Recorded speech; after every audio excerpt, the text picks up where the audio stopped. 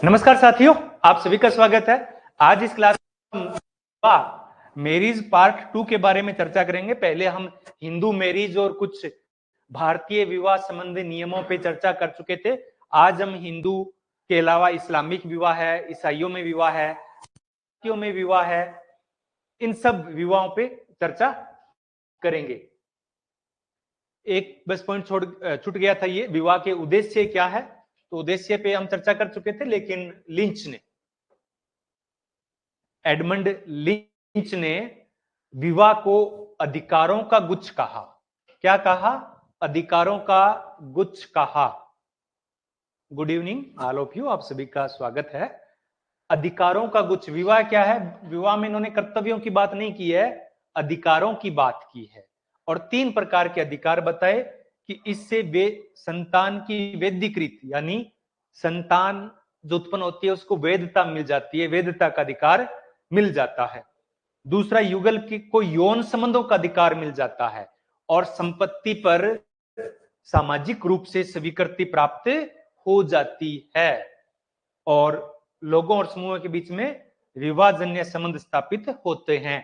तो ये 3 प्रकार के अधिकार हैं वो लिंच ने बताए हैं और कहा। बस ये चीज इंपॉर्टेंट है, क्या बताया इन्होंने अधिकारों का गुच्छ कहा है विवाह को। ये इंपॉर्टेंट है, ये आप विशेष तौर से नोट कर ले, ये परीक्षा में पूछी जा सकती है। तो अब हम इस्लामिक विवाह के बारे में चर्चा करते हैं। तो इस्लामिक विवाह क्या है? इस्लामिक विवाह तो देखो सब में होता है, लेकिन विवाह के तरीके अलग अलग होते हैं। और हिंदुओं में जैसे पवित्र संस्कार माना जाता है, विशेष तौर से धार्मिक अनुष्ठान के बगैर विवाह है वो संपन्न नहीं होता है। और तलाक की कोई व्यवस्था नहीं है, तलाक की कोई व्यवस्था नहीं है। तो इसलिए के.एम. कापड़िया ने हिंदू विवाह को क्या कहा? एक धार्मिक संस्कार कहा। इसी प्रकार से के.एम. कापड़िया ने मुस्लिम विवाह को एक प्रकार का सामाजिक समझौता या संविदा कहा है। सामाजिक समझौता या संविदा कहा है। अब समझौता करता है तो क्या होता है? समझौते में या संविदा में क्या होता है कि 2 पक्ष होते हैं। कितने होते हैं? 2 पक्ष होते हैं। और फिर 2 पक्ष होते हैं, दोनों के बीच में कोई मध्यस्थ की भूमिका निभाता है। दोनों के अपने अपने गवाह होते हैं, दोनों के अपने अपने गवाह होते हैं। तो ये सब एक मुस्लिम विवाह में होती है। मुस्लिम विवाह में 2 पक्ष होते हैं, वर और वधू पक्ष, और 2 साक्षी होते हैं। 2 साक्षी होते हैं।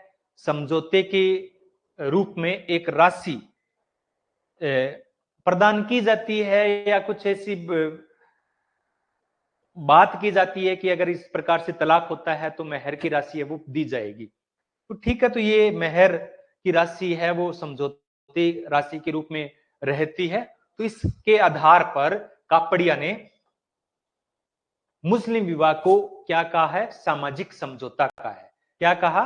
सामाजिक समझौता कहा है। अमीर अली के अनुसार इसमें, यानी मुस्लिम विवाह में, किसी भी प्रकार के धार्मिक कर्मकांड की आवश्यकता नहीं होती है। धार्मिक कर्मकांड की आवश्यकता नहीं होती है। और इसमें जो मौलवी होता है वो 3 बार पूछता है कि ये जो समझौता है मंजूर है या नहीं है। अगर कहते हैं कि वधू कह देती है कि मंजूर है, तभी विवाह है वो मान्य होता है। तो धार्मिक कर्मकांड की आवश्यकता नहीं होती है। और इसको बोलते हैं निकाह। क्या बोलते हैं? निकाह बोलते हैं। मुस्लिम विवाह को विवाह बोलते हैं ना, अपने वैसे ही निकाह बोलते हैं, जिसका अर्थ होता है लिंगों का मेल। लिंगों का मेल शाब्दिक अर्थ है। और सुन्ना भी कहा जाता है। सुन्ना अर्थात आवश्यकता माना गया है। और कहा जाता है कि प्रत्येक मुसलमान को विवाह करना चाहिए। सुन्ना कहा गया है, आवश्यकता इसको कहा गया है। ठीक है, अब है प्रकार। इस्लामिक जो विवाह है उसके कई प्रकार है। सबसे नंबर 1 है निकाह।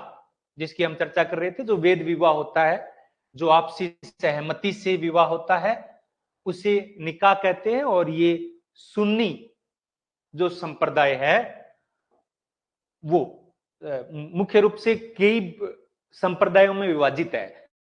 इस्लाम है वो कई संप्रदायों में विभाजित है। मुख्य रूप से तो दो है, मुख्य रूप से तो दो समुदाय है, एक शिया और सुन्नी। मुख्य रूप से ये दो है। इनके अलावा कुछ और हैं, जैसे कि अहमदिया है, दक्षिण राजस्थान के अंदर बोहरा। इस प्रकार इनके थोड़ा बहुत कुछ चीजें हैं वो चेंजिंग आती रहती है, इनमें और बहुत सारे मिल जाएंगे इस प्रकार के संप्रदाय, लेकिन मुख्य रूप से दो है। और ज्यादातर जो 80% है वो सुन्नी संप्रदाय को मानने वाले हैं।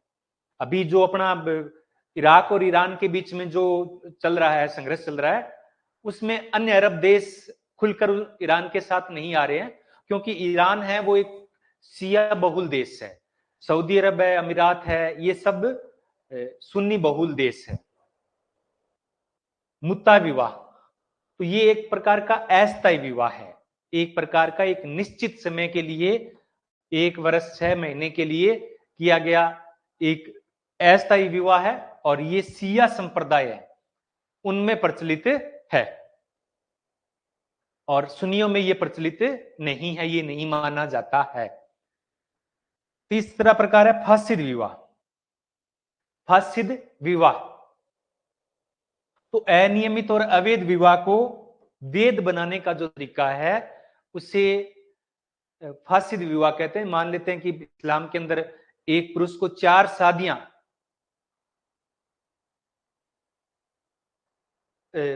4 शादियां करने की परमिशन होती है। अगर कोई 5वीं शादी करता है या किसी गैर इस्लामिक से शादी करने की परमिशन नहीं है, और किसी गैर इस्लामिक जैसे कर सकता है, गैर इस्लामिक से अगर विवाह करना है तो किस के करेगा? विवाह विशेष विवाह अधिनियम, विशेष विवाह अधिनियम अधिनियम में करेगा 1954 में। लेकिन कानूनी रूप इस्लामिक रूप से वो वैध विवाह नहीं माना जाएगा। अब इसमें क्या है कि अगर 5वीं शादी कर रहा है तो किसी एक अपनी पत्नी को तलाक दे दे, जिस गैर इस्लामिक से किया है उसने इस्लाम को कबूल कर लिया हो, तो फिर शादी की जाती है, तो वो शादी क्या हो जाती है? वैध हो जाती है। तो वो शादी वैध हो जाती है, उसे फासिद विवाह कहते हैं। तीसरा प्रकार है बातिल विवाह। तो बातिल विवाह ऐसा है जो पूर्ण रूप से अवैध है और बिल्कुल भी इसकी अनुमति है वो नहीं है। शादीशुदा से दूसरी शादी कर लेना तो इस प्रकार के है। यहूदी जाति नहीं है, यहूदी धर्म है। मेहर अब क्या होती है कि जब निकाह होता है तो एक मेहर की राशि है वो तय की जाती है, और ये मेहर कई प्रकार का होता है। कुछ तत्काल दिए जाते हैं, कुछ जब तलाक होता है तब दिया जाता है, कभी केवल एक आपसी सहमति से होता है, पहले निश्चित होता है, अनिश्चित होता है, कई प्रकार का होता है। तो जो वधु मूल्य है, जो वधु मूल्य है उसे क्या कहते हैं? उसे मेहर कहते हैं। इसे हिंदुओं में वर मूल्य कह सकते हैं, जिसे दहेज कहते हैं, जिसे दहेज कहते हैं, डोवर कहते हैं। तो ये इस्लाम में मेहर कहा जाता है। तो इसमें वधु पक्ष को दी जाने वाली राशि है, वर पक्ष की ओर से वधु पक्ष को दी जाने वाली राशि है। ये कई प्रकार की होते हैं, 4 प्रकार के मेहर यहां पे मैं बता रहा हूं। सलवर मेहर, सलवर मेहर इसे निकाह के समय तत्काल दिया जाता है। इसे उर्दू में मेहरे मुअज्जिल कहा जाता है। दूसरे प्रकार का है सतगित मेहर। तो यह निकाह के समय निश्चित होती है, लेकिन तलाक या मृत्यु के बाद में प्राप्त होती है। इसे मेहरे मुअज्जल कहा जाता है। स्थगित रहती है ये, यानी तय जरूर हो जाती है लेकिन दी नहीं जाती है। दी है फिर बाद में जब तलाक होता है तब वधु पक्ष वो मांग कर सकता है।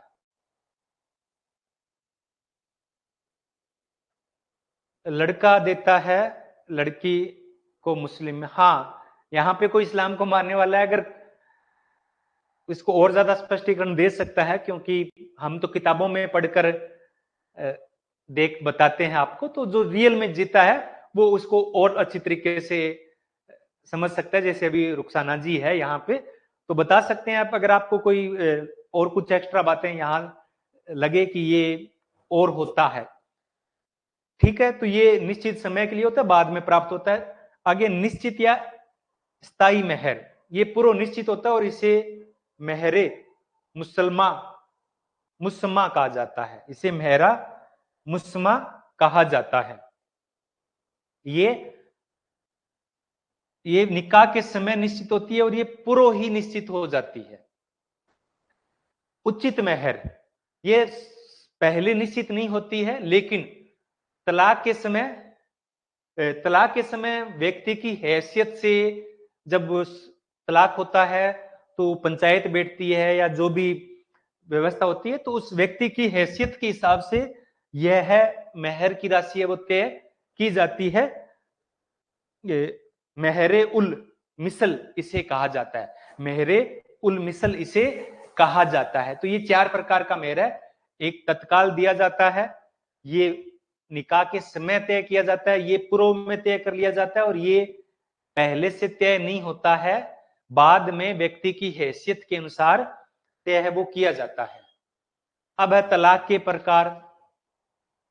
तो तलाक का जो मुद्दा है, भरण पोषण का जो मुद्दा है, वो बहुत ज्यादा इंपॉर्टेंस रखता है और इसको लेकर कई बार भारत में राजनीति और धर्म के बीच में रहा है। सुप्रीम कोर्ट ने इसमें कई बार हस्तक्षेप किया है, क्योंकि भारत के अंदर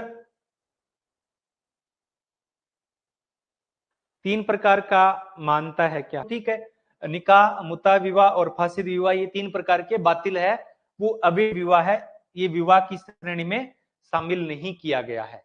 ये विवाह की श्रेणी में शामिल नहीं किया गया है।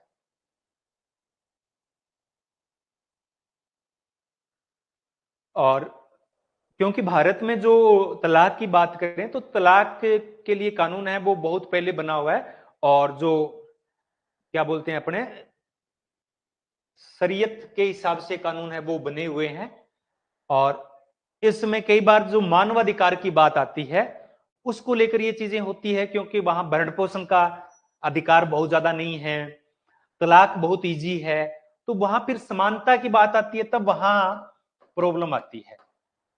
इसमें क्या है कि पुरुषों को अधिक स्वायत्तता प्राप्त है। तलाक के मामले में इस्लाम के अंदर पुरुषों को अधिक स्वायत्तता प्राप्त है। और आज कल तो ऐसे ऐसे आगे हैं, जैसे कि फोन पे भी बोल दिया तलाक तलाक तलाक, तो तलाक हो जाता है। इस प्रकार से मानवाधिकार या एक महिला की गरिमा के विरुद्ध होते हैं। सुप्रीम कोर्ट फिर इस चीज को स्वीकार नहीं करता। इसी प्रकार से 1985 का मामला था साहबानो केस। साहबानो केस के अंदर सुप्रीम कोर्ट ने कहा कि पत्नी को भरण पोषण का अधिकार है, वो भरण पोषण देना पड़ेगा। फिर तत्कालीन सरकार ने इस डिसीजन को बदल दिया था। तो इस प्रकार से रहा है। कितने प्रकार के हैं तो वो हम देख लेते हैं। तलाक ए हसन, तलाक ए हसन, तो तुहर मासिक धर्म की अवधि है, किस समय तलाक बोलते हैं, और 4 तुहर के मध्य यानी जो 3 महीने की अवधि है उसमें जो इस 3 महीने की अवधि को बोल देते हैं इद्दत बोलते हैं। और तुहर 4 तुहर के बीच की जो 3 महीने की अवधि है तो उसमें कोई शारीरिक संबंध स्थापित नहीं करता है पुरुष, और 3 महीने तक लगातार तलाक की बात बोलता है तो उसे तलाक कहते हैं। तो अगर वो पहले घोषणा कर देता है तलाक की तो तलाक ए हसन हो जाता है। और अगर तीनों बार वो बोलते हैं, हर तुहर पे तलाक बोलते हैं, तो उसे तलाक हसन कहते हैं। तलाक हसन, तलाक ए हसन, तलाक ए हसन हो जाता है। तलाक उल बिद्दत, तलाक उल बिद्दत, ये अभी जो 2019 के अंदर कानून बना था, ये जो था तलाक उल बिद्दत, इसको रोकने के लिए बना था। तो एक बार में ही 3 बार कोई पुरुष तलाक तलाक बोल देता है तो उसे तलाक मान लिया जाता है। तो वर्तमान में इसको गैर कानूनी घोषित है वो किया गया है। ये मुस्लिम महिला विवाह अधिकार संरक्षण अधिनियम 2018 2019 से ये लागू है। तो इसे एक दंडनीय अपराध है वो बनाया गया है। तो इद्दत की है वो 3 महीने 13 दिन की अवधि है वो मानी जाती है। ठीक है, तो ये तो मुख्य रूप से जो पुरुषों के द्वारा थे और इसका बहुत ज्यादा दुरुपयोग हो रहा था, इस वजह से इसको अवैध घोषित किया गया। इल्ला, इसमें खुदा को हाजिर नाजिर मानकर शपथ लेता है कि 4 तुवरंतों तक यौन संबंध स्थापित नहीं किया जाएगा, तो फिर नहीं मानते हैं। बिल्कुल 1 अगस्त 2019 से ये लागू है। तलाकुल बिद्दत को रोकने के लिए जो मुस्लिम विवाह महिला अधिनियम बना था वो, तो इसमें खुदा को हाजिर नाजिर मानकर है वो तलाक दिया जाता है, शपथ ली जाती है। आगे है जिरह। जिरह के अंदर क्या होता है कि पत्नी को अन्य संबोधन से पुकारते हैं ऐसे संबंध से जिसके साथ शादी नहीं हो सकती। जैसे पत्नी को बोल देते हैं कि मां को बोल दिया कि मेरी मां, जैसे बोलते रहते हैं कि मेरी मां तू ऐसा मत कर। तो अगर इस प्रकार से वो बोलते हैं तो वो फिर क्या होता है, वो जिरह की श्रेणी में आता है। फिर पत्नी उसको कहती है कि या तो जो आपने बोला है इसके लिए आप प्रायश्चित करो, नहीं तो मैं तलाक लेती हूं। तो प्रायश्चित नहीं करता है तो पति से वो तलाक हो जाता है, विवाह विच्छेद हो जाता है। तो इसे कहते हैं जिरह, इसे कहते हैं। खुला, खुला है एक प्रकार का ऐसा है जो पत्नी की इच्छा से ये महिला को अधिकार दिया गया है। तो ऐसे नहीं है कि सारे के सारे वो पुरुषों को दिए गए, महिलाओं को भी तलाक का अधिकार है खुला। तो पत्नी की इच्छा से पति को तलाक लेती है और मेहर की राशि है वो वापस कर दी जाती है। यानी तलाक के मेहर की राशि होती है वो वधू पक्ष होती है, उस पर वधू का अधिकार होता है, वधू पक्ष का अधिकार होता है मेहर की राशि पे अगर तलाक होता है तो भी। लेकिन खुला के अंदर पत्नी की सहमति होती है, पत्नी लेना चाहती है तो इसलिए मेहर है वो वापस कर देती है। अगर स्थगित मेहर है, पहले से निर्धारित नहीं है, तो वो फिर तलाक के समय मेहर की मांग है वो नहीं की जाती है। मुबारत, मुबारत है पति पत्नी दोनों की सहमति से होता है और इसमें मेहर है वो लौटाया नहीं जाता है। इसमें मेहर लौटाया नहीं जाता है, रख लिया जाता है खुला के अंदर। तो जो महिला के लिए, एक मुस्लिम महिला है वो खुला के जरिए तलाक वो ले सकती है। कितनी, अब ये धरातल पे लागू होता है क्योंकि ये सैद्धांतिक चीजें और होती है, व्यवहारिक चीजें और होती है। मुबारत हो गया, तो आपसी सहमति से विवाह तलाक लिया जाता है, उसे मुबारत कहते हैं। आपसी सहमति, आपसी सहमति। लियान, लियान होता है पत्नी पर व्याभिचार का आरोप लगाकर तलाक लिया जाता है। पत्नी पर व्याभिचार का आरोप लगाकर तलाक लिया जाता है। अगर सिद्ध, पति आरोप सिद्ध नहीं कर पाता है तो पत्नी तलाक ले लेती है। पत्नी पर व्याभिचार का, यानी उस पे कहता है कि तेरे किसी और पुरुष के साथ संबंध है और इस प्रकार से उस पे के आरोप लगते हैं और वो सिद्ध नहीं हो पाते हैं तो पत्नी फिर वो तलाक ले लेती है, उसे लियान कहते हैं।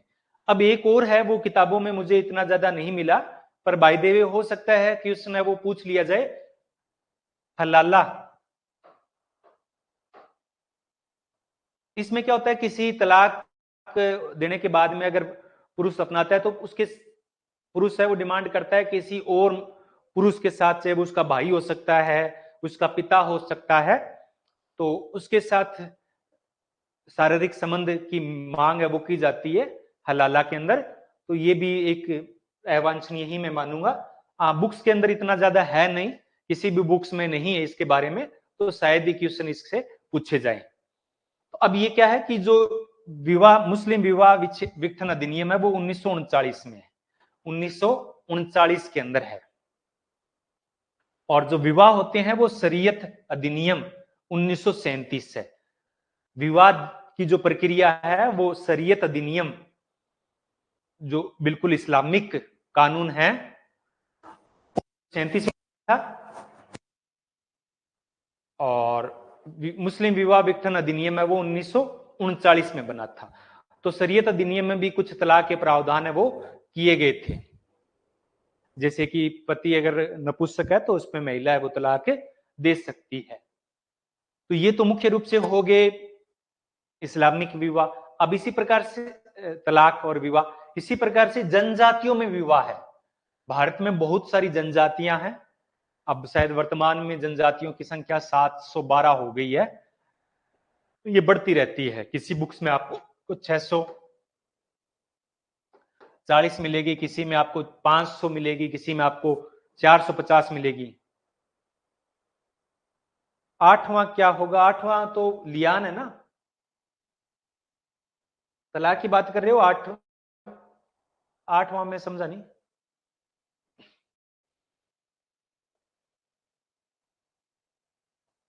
ठीक है, अब है जनजातियों के अंदर विवाह, परिवीक्षा विवाह। परिवीक्षा इंग्लिश में बोलते हैं इसको प्रोवेशन। क्या बोलते हैं? प्रोवेशन। तो ये एक प्रकार से अस्थायी विवाह है, जिस प्रकार से ये कुकी जनजाति के अंदर होता है। किस जनजाति में होता है? कुकी जनजाति के अंदर होता है कि 1 साल रहकर परिवीक्षा पे होता है, और वो उस दौरान जैसे कोई सरकारी जॉब लगती है तो 2 साल को पे रखा जाता है। राजस्थान की बात कर रहा हूं, गुजरात के अंदर और पंजाब के अंदर 3 साल के लिए प्रोबेशन पे रखा जाता है। बिहार का मुझे नहीं पता, यूपी में भी शायद प्रोबेशन की व्यवस्था होगी। तो वो एक ऐसा ही होता है कि अगर वो उसमें अच्छी तरीके से काम करता है तो उसको परमानेंट कर दिया जाता है। इसी प्रकार से परिवीक्षा विवाह होता है, प्रोबेशन में रखा जाता है, कुछ टाइम पीरियड होता है, उसके बाद में विवाह अगर अच्छा चलता है तो उसे परमानेंट कर दिया जाता है। हरण विवाह या अपहरण विवाह। अपहरण, नागा, हो, गोड, कुकी जनजाति है वो असम में नहीं है। अभी आप अगर न्यूज़पेपर पढ़ रहे हो तो कुकी जनजाति है वो मुख्य रूप से मणिपुर में है। किसमें है? मणिपुर के अंदर है। अभी इसका पीडीएफ तो आपको वैसे ऐप पे रहता है, और जब बुक्स आएगी तब आपको बाई पोस्ट कर देंगे। अभी ऐप पे ऊपर आप उसको बाद में देख सकते हो, ऐप के ऊपर है, आप इसको देख सकते हो। मणिपुर के अंदर क्या है कि अभी मणिपुर जल रहा है तो इसके 2 है। एक तो मेतेई समुदाय है, मेतेई, और एक कुकी है। कुछ नागा भी है, कुछ नागा जनजाति भी है यहाँ पे। तो ये कुकी और मेतेई प्रमुख, मेतेई है वो जनजाति नहीं है, कुकी जनजाति है। ठीक है, तो ये अपहरण विवाह है वो नागा, हो, गोड, बरिया, बीरबोर में पाया जाता है। हो में इसे ओपोरटिपी कहा जाता है। हो में से क्या कहा जाता है? ओपोरटिपी कहा जाता है। गोड में से पोसित योथुर कहा जाता है। इस प्रकार के विवाह को अपहरण विवाह को, तो इसमें महिला का अपहरण करके शादी की जाती है। इसी प्रकार से एक विवाह है जो अपने पुस्तकों में तो नहीं है, बिहार वाले बता सकते हैं, बिहार वाले हैं वो बता सकते हैं। एक प्रकार का विवाह और होता है पकड़वा विवाह। पकड़वा विवाह, पकड़वा विवाह क्या होता है पता है किसी को? पकड़वा विवाह बिहार के अंदर होता है कि अगर कोई अच्छा वर है, अच्छा लड़का है, कमाने वाला है, तो उसको क्या करते हैं कि लड़की वाले जबरदस्ती पकड़ लेते हैं और उसकी शादी है वो अपनी लड़की से करवा देते हैं, फेरे वगैरह सब जबरदस्ती करवा देते हैं। तो इसको बोलते हैं पकड़वा विवाह। पकड़वा विवाह जो कि बिहार के अंदर है, मैंने न्यूज़पेपर में ही पढ़ा था, कई बार ये चर्चा में रहा था। परीक्षा विवाह, परीक्षा विवाह है वो उसमें कुछ टारगेट दिए जाते हैं।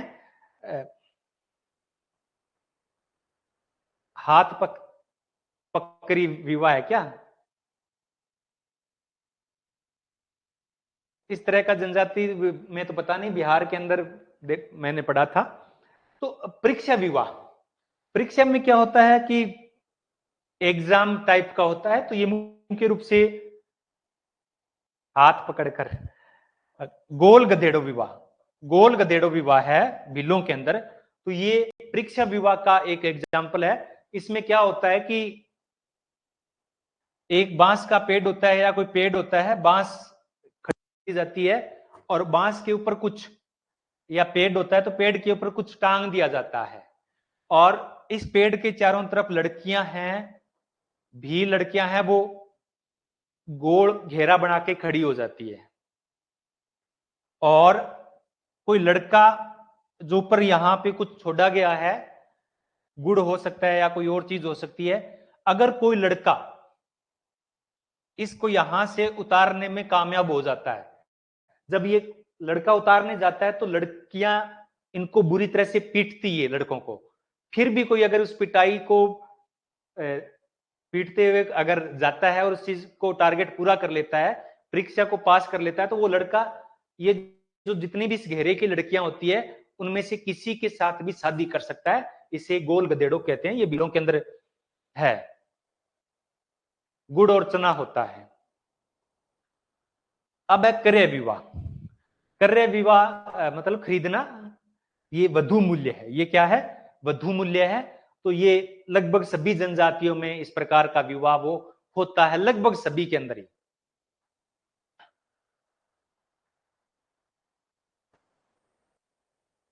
लगभग सभी के अंदर ही होता है।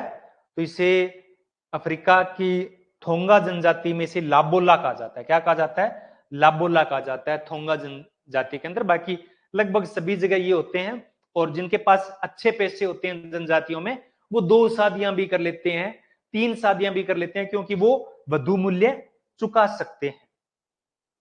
सेवा विवाह, सेवा विवाह भी एक प्रकार का परिवीक्षा विवाह है। तो इसमें क्या होता है? मुख्य रूप से वधु मूल्य अधिक होता है, कोई व्यक्ति नहीं चुका पाता है तो वो उसके बदले में लड़की के माता पिता की सेवा करता है। तो ये सेवा विवाह का प्रचलन भी है, जैसे कि गोंड जनजाति में है, बेगा में है, भील में है। इसे लामसेना, घर जुआई, इस प्रकार की शब्दावली से वो किया जाता है। एक है विनिमय विवाह, अट्टा सट्टा, आदान प्रदान। आदान प्रदान, तो ये खर्चा कम करने के लिए किया जाता है। तो ये भी कई जनजातियों में अट्टा सट्टा की प्रणाली है वो पाई जाती है। मुख्य रूप से जो घुमक्कड़ जनजातियां होती है, जो घुमक्कड़ जनजातियां होती है, तो उनमें अट्टा सट्टा की है परंपरा पाई जाती है। जैसे हमारे यहाँ पे बहुत सारे ऐसे छोटे छोटे लोहार हो गए, साटिया टाइप कुछ बोलते हैं उनको, हो सकता है उनका कोई ओरिजिनल नाम कुछ और हो, बाल्दिया जिसे हमारे स्थानीय भाषा में बोलते हैं, जो गायों को चराते हैं, गोल रखते हैं गायों का, तो उनमें इस प्रकार के विवाह वो होते हैं। तो ये इसमें खर्चा है बच जाता है, दोनों को वधु मूल्य वो नहीं चुकाना पड़ता है। सह पलायन, सह पलायन है लव मैरिज, भाग कर शादी कर लेना। तो संथालों में से बापला कहते हैं। क्या कहते हैं? बापला, निर्बोलोक बापला। दक्षिण की जो कमार जनजाति है, मुख्य रूप से मध्य प्रदेश की है, उसमें इसको बोलते हैं पेटू। किसको? सहपलायन विवाह को। एक होता है हट विवाह। हट विवाह मुख्य रूप से लड़की की तरफ से किया जाता है। लड़की जिस लड़के से शादी करना चाहती है उसके घर के आगे बैठ जाती है और हट करती है कि मैं तब तक नहीं उठूंगी जब तक आप इस लड़के की शादी मेरे से नहीं करवा देंगे। तो ये अनादर विवाह है। ये क्या है? इसे अनादर विवाह भी कहते हैं। और विवाह के लिए कुछ जनजातियों के अंदर अपने पढ़ा मैंने जनजाति वाले टॉपिक में कराया है, जो होते हैं युवाग्रह। युवाग्रह, तो कुछ जनजातियों में युवाग्रह के अंदर विवाह है वो तय किए जाते हैं। कुछ जनजातियों में से रंगभंग कहते हैं, भोटिया कहते हैं, गोटूल कहते हैं। अलग अलग जनजाति में अलग अलग नामों से इसे जाना जाता है। जनजातीय वाले टॉपिक में मैंने युवाग्रह के बारे में बताया है। तो ये जो विवाह थे वो जनजातियों में प्रचलित है ईसाई विवाह। ईसाइयों में विवाह एक पवित्र बंधन है और तलाक की इसमें कोई धार्मिक रूप से कहीं कोई गुंजाइश नहीं है। फिर भी ये सहयोग और सहायता के आधार पर समझौता है। इकरार भी इसको बोल देते हैं, समझौता या संविदा के हो जाता है। तो ये थोड़ा सा बड़ा पेंचीदा है, इसको क्वेश्चन अगर आपके सामने आए तो देखना पड़ेगा। तो ये सहयोग और सहायता पर आधारित एक पवित्र बंधन है। और ऐसा माना जाता है कि ये जो शादियां हो रही है ईसाई धर्म में, ये ईश्वर की इच्छा से हो रही है।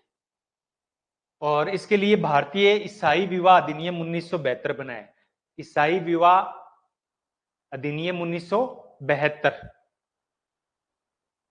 और इससे 3 साल पहले भारतीय ईसाइयों के लिए ये एक तलाक भारतीय ईसाई विवाह विच्छेद अधिनियम 1869 में बना था। तो ये कानून है, 2 कानून है, याद रखना कौन कौन से हैं। बुक है वो एनसीईआरटी की आएगी पहले, एनसीईआरटी दिवाली जस्ट बाद आ जाएगी, उसके बाद में बेसिक कंसेप्ट की आएगी। तो दिवाली के बाद ये आपको मिलेगी। ठीक है, तो इसके 3 उद्देश्य बताए गए हैं: संतान उत्पत्ति, यौन संबंधों का संरक्षण और पारस्परिक सहयोग। तो पारस्परिक जो सहयोग है, पारस्परिक जो सहयोग है वो ईसाई के विवाह के अंदर सबसे प्रमुख बात है। आपसी सहयोग और सहायता ईसाई विवाह का प्रमुख सोर्स है। तो ये तो प्रमुख विवाह हो गए भारत के अंदर, मुख्य रूप से यही है। जैन, बौद्ध और सिख, बौद्ध, जैन और सिख,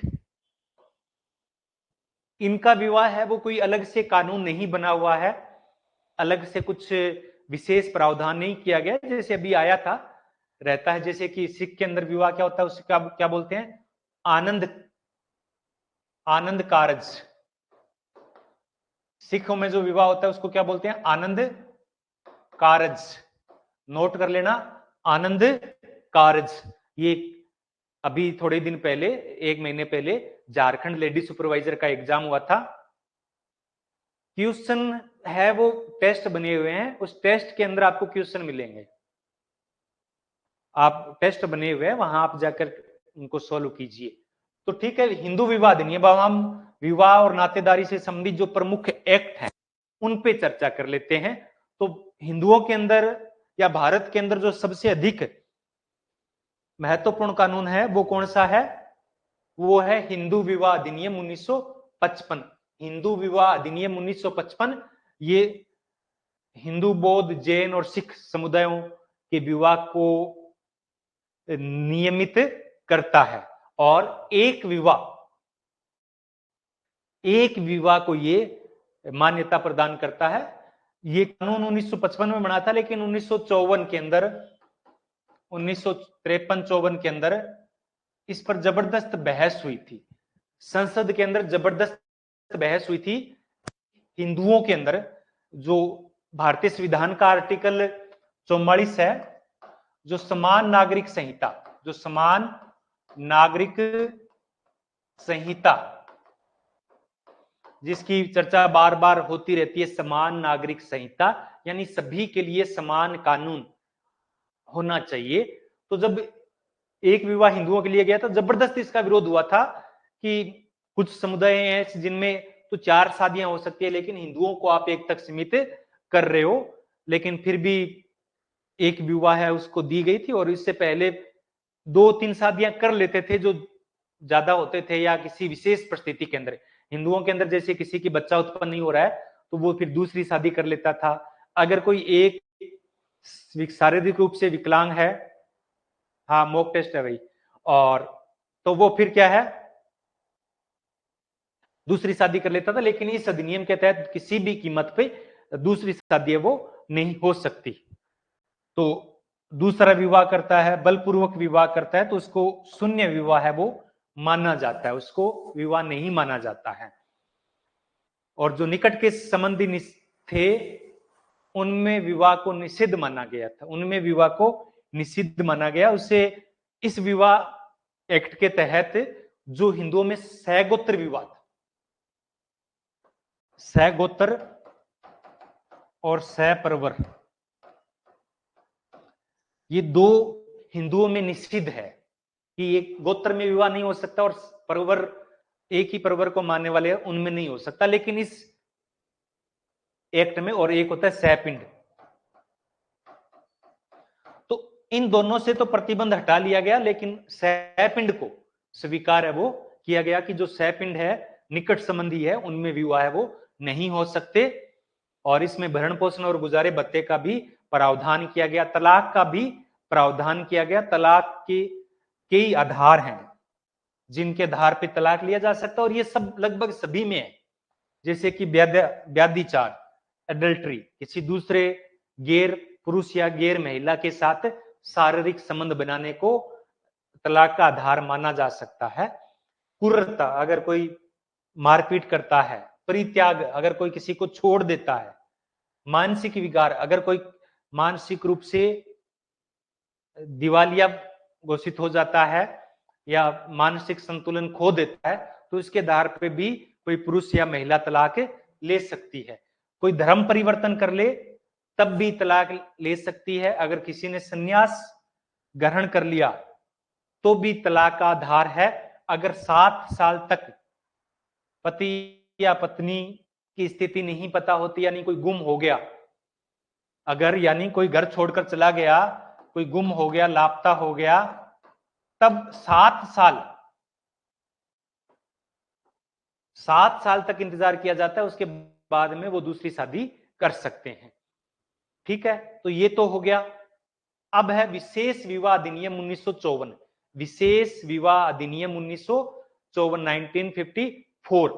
इसमें क्या होता है कि जो गैर धार्मिक या अंतर धार्मिक विवाह होते हैं, यानी एक हिंदू और एक मुसलमान या सिख जैन ईसाई के या दो भिन्न धर्मों को मानने वाले या दो भिन्न जातियों को भी हो सकता है, लेकिन जातियों को, अंतर जातीय विवाह को भी हिंदू विवाह में शामिल कर लिया गया था। अंतर जातीय विवाहों को भी हिंदू विवाह अधिनियम के तहत शामिल कर लिया गया था। तो मुख्य रूप से ये अंतर धार्मिक जो विवाह है उनके लिए कानून बना है। तो उसके लिए यहाँ पहले पंजीकरण कराना पड़ता है। तो इसमें किसी प्रकार का कोई धार्मिक अनुष्ठान है वो नहीं होता है। अब है मुस्लिम व्यक्तिगत कानून शरीयत अधिनियम 1937।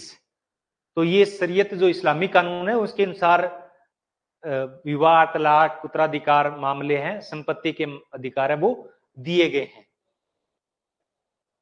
तो मुस्लिम व्यक्तिगत कानून, इस कानून के तहत उत्तराधिकार और संपत्ति में महिला और पुरुष दोनों को हिस्सेदारी है वो मिलती है, लेकिन महिलाओं की हिस्सेदारी पुरुषों से आधी होती है, यानी 50% ही होती है।